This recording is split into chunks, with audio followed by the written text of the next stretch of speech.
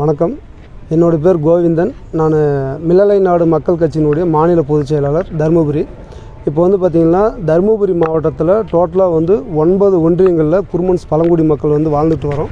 இதில் வந்து தருமபுரி கோட்டாட்சியர் அவங்கக்கிட்ட வந்து பார்த்திங்கன்னா மனு கொடுக்க வந்திருக்கிறோம்.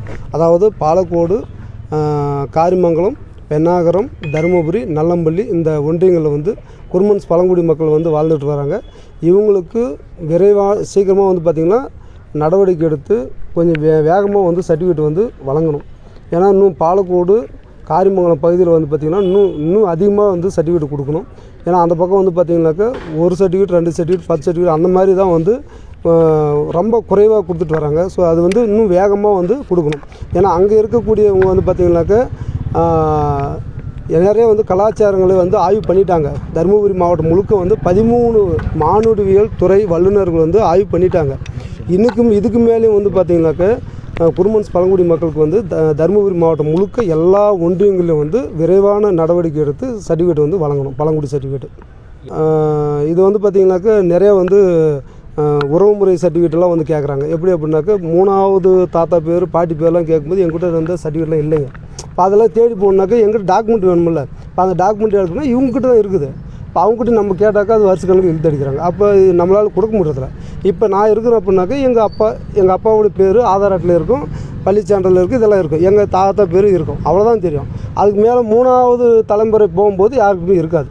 ஸோ அப்போ என்ன ஆகுது அப்படின்னாக்கா அந்த இடத்துல ட்ராபேக் ஆகுது. அதனால தான் நான் என்னன்றேன்னாக்கா இதெல்லாம் கொஞ்சம் தளர்த்திட்டு நேரடி விசாரணை வாங்க, ஒன்றும் பிரச்சனை. இப்போ நான் வந்து மனு போடுறேன் அப்படின்னாக்கா எனக்கு நேரடியாக வந்து விசாரணை வந்து எனக்கு யார் சர்டிஃபிகேட் வந்து ஆதாரமாக கொடுக்குறாங்களோ அவங்ககிட்டையும் விசாரிக்கலாம், தப்பு இல்லை.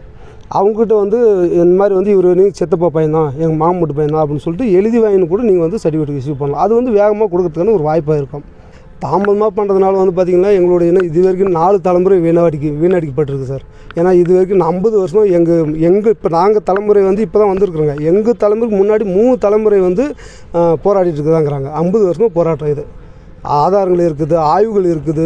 13 டாக்டரேட் முடித்த மானுடவியல் துறை வல்லுநர்கள் வந்து ஆய்வு பண்ணியிருக்கிறாங்க. இது சுப்ரீம் கோர்ட்டு ஆர்டர் பிரகாரம் நடந்தது.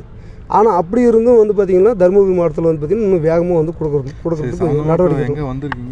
இப்போ வந்து தருமபுரி மாவட்டத்தில் தருமபுரி வருவாய் கோட்டாட்சியர்கிட்ட மனு கொடுத்துருக்குறேங்க. அடுத்தது அரூர் கோட்டாட்சியர்கிட்ட மனு கொடுக்க போயிட்டுருக்காங்க. அத்தாரிட்டி அவங்க தான். எனக்கு வருவாய் கோட்டாட்சியர் மட்டும்தான் வந்து இதுக்கு அத்தாரிட்டி.